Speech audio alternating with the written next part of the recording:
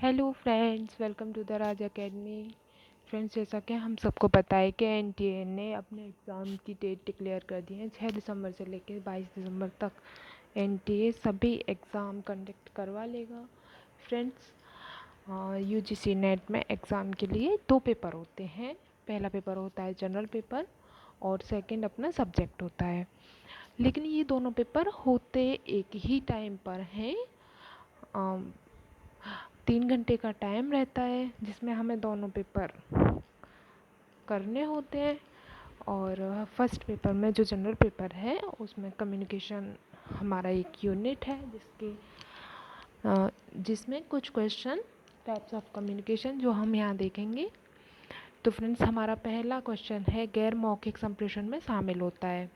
गैर मौखिक का मतलब होता है कि जहाँ बातें यानी भाषा का यूज ना हो, गैर मौखिक जिसे बोला ना जा सके। ठीक है। भाषण देना, भाषण कोई भी भाषण जो है बिना बोले तो भाषण नहीं दिया जा सकता ना। सेकंड, टेलीफोन पर बातचीत करना। यहाँ देखा जा सकता है कि टेलीफोन पर कोई भी टेलीफोन पर बातचीत बिना बोले नहीं की जा सकती। सेम, गीत गाना, बिना बोले कोई गीत नहीं गा सकता। और फोर्थ है हाथ मिलाना। यहाँ आप सब जान सकते हैं कि हाथ मिलाने में किसी भी भाषा का यूज नहीं होता है, कोई भी मौखिक संप्रेषण इसमें नहीं होता। तो फ्रेंड्स, इसका राइट आंसर क्या होगा? हाथ मिलाना। सेकंड क्वेश्चन है हमारा अंतर्वैयक्तिक संप्रेषण सहायता करता है। नंबर 1, स्वयं के बारे में जानने में। नंबर 2, दूसरों की सोच के बारे में पता लगाने में। नंबर 3, सामान्य जनता के साथ संवाद करने में। नंबर 4, एक प्रतिभाशाली सार्वजनिक वक्ता बनने में। तो फ्रेंड्स, इसमें इसमें एक पॉइंट रहता है कि इंटरपर्सनल और इंट्रापर्सनल, ये यहाँ से हम इसे पहचान सकते हैं। बिल्कुल की पॉइंट रहते हैं इस क्वेश्चन की पहचान करने के लिए। इंट्रापर्सनल होता है कि अपना स्वयं के बारे में जानने में, और इंटरपर्सनल होता है कि दूसरों के बारे में जांचने में।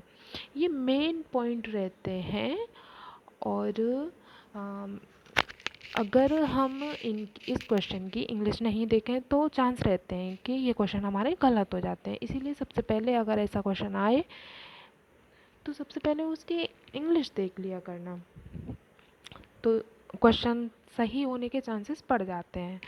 दोबारा से हम इसे बताते हैं कि इंट्रापर्सनल, इंट्रा मतलब अपने अंदर, अपने इंट्रा अपने अंदर स्वयं के बारे में जानने में। इंटर, इंटर मतलब दूसरा, ऐसे इसे रट लो आप। ठीक है। नेक्स्ट क्वेश्चन है हमारा पारस्परिक संप्रेषण में आचार संहिता। आंसर, नंबर 1, महत्वपूर्ण होती है। 2, संप्रेषण में बाधा होती है। 3, अप्रभावी होती है। 4, उपरोक्त में से कोई नहीं। फ्रेंड्स, इसको बताइए राइट आंसर क्या होगा? पारस्परिक संप्रेषण में आचार संहिता महत्वपूर्ण होती है। नेक्स्ट क्वेश्चन है 2 या 2 से अधिक लोगों के बीच संप्रेषण को क्या कहते हैं? अभी ये बताया है, पीछे क्वेश्चन था 2 या 2 से अधिक लोगों के बीच कम्युनिकेशन को इंटरपर्सनल, अभी बताया था कि इंट्रापर्सनल यानी कि अंतर्वैयक्तिक खुद में, और 2 या 2 से अधिक में इंटरपर्सनल। इंटरपर्सनल मतलब पारस्परिक संवाद। ठीक है। नेक्स्ट क्वेश्चन होगा हमारा पारस्परिक संप्रेषण केवल तब होता है जब, ये पीछे वाला सेम क्वेश्चन है, आप बताइए इसका आंसर। ए, एक व्यक्ति अद्वितीय व्यक्ति की भांति दूसरे व्यक्ति के साथ विचार का आदान प्रदान करता है। बी, एक ही समय पर बड़ी संख्या में लोग एक दूसरे के साथ संवाद कर रहे हों। सी, केवल मित्र एक दूसरे के साथ बात कर रहे हों। डी, उपरोक्त में से कोई नहीं। बताइए आप इसका, ये अब जस्ट पीछे बताया है, इसका राइट आंसर होगा ऑप्शन नंबर ए, एक व्यक्ति अद्वितीय व्यक्ति की भांति दूसरे व्यक्ति के साथ विचार का आदान प्रदान कर रहा है। क्या हो गया ये? इंटरपर्सनल। नेक्स्ट क्वेश्चन होगा हमारा निम्नलिखित में से किस प्रकार के संप्रेषण के अंतर्गत ऑडियो कॉन्फ्रेंसिंग को वर्गीकृत किया जा सकता है? तो एक तो आप यहाँ देखिए कि ऑडियो कॉन्फ्रेंसिंग बिना बोले कोई ऑडियो तो नहीं कर सकता ना, तो मौखिक इसमें होगा ही होगा, गैर मौखिक नहीं हो सकता। अब एक तरफा और दो तरफा कॉन्फ्रेंसिंग हो रही है, हमारी बात हो रही है कॉन्फ्रेंसिंग से, तो एक तरफा तो बात नहीं हो सकती ना। ठीक है, तो इसका राइट आंसर होगा बी, दो तरफा मौखिक। नेक्स्ट क्वेश्चन होगा हमारा, संप्रेषण वृत्तीय होता है जब, संप्रेषण वृत्तीय होता है जब ऑप्शन ए कूटवाचक एक कूट लेखक हो जाता है, यानी एक डिकोडर एनकोडर हो जाता है। डिकोडर मतलब जो सूचना को देता है, और एनकोडर होता है जो सूचना को ग्रहण करता है।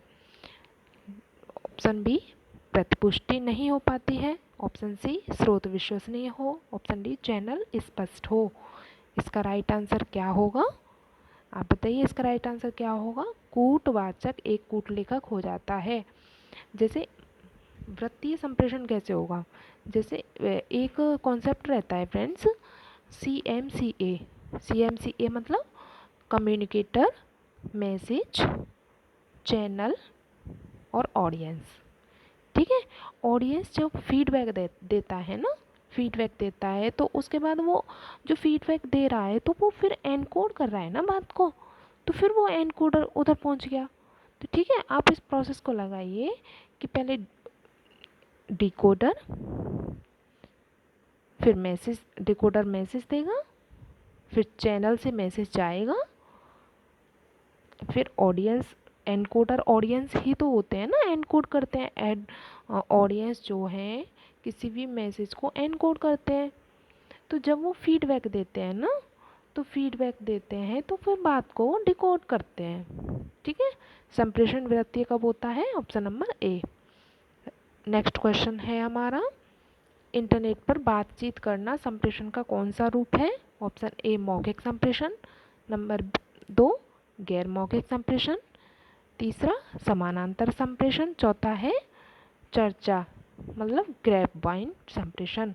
इसका राइट आंसर क्या होगा, इंटरनेट पर बातचीत कर रहे हैं तो कौन सा संप्रेषण है, आप बताइए। इंटरनेट पर बातचीत करना समानांतर। ठीक है,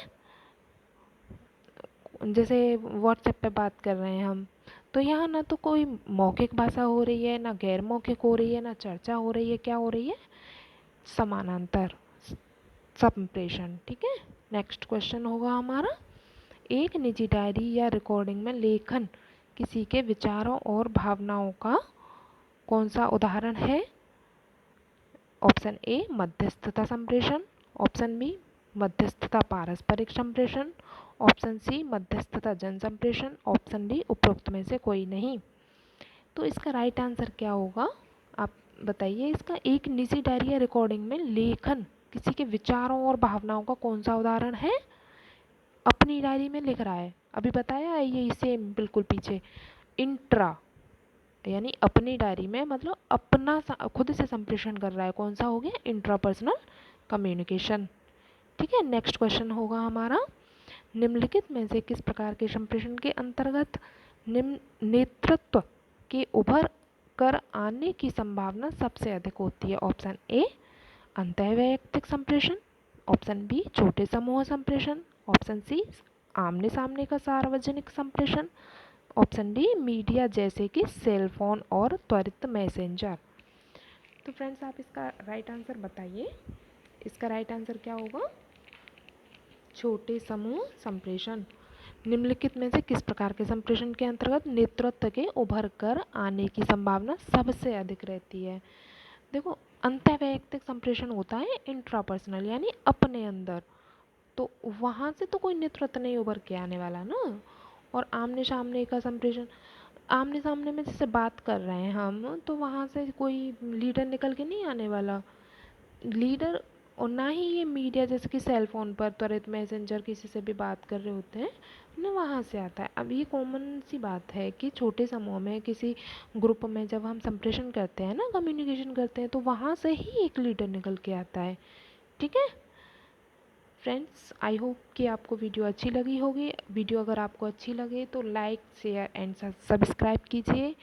और अगर आपको और भी नई नई वीडियो या किसी भी सब्जेक्ट से रिलेटेड कोई भी वीडियो, कुछ क्वेश्चंस हों तो आप बता सकते हैं। Thank you, bye bye.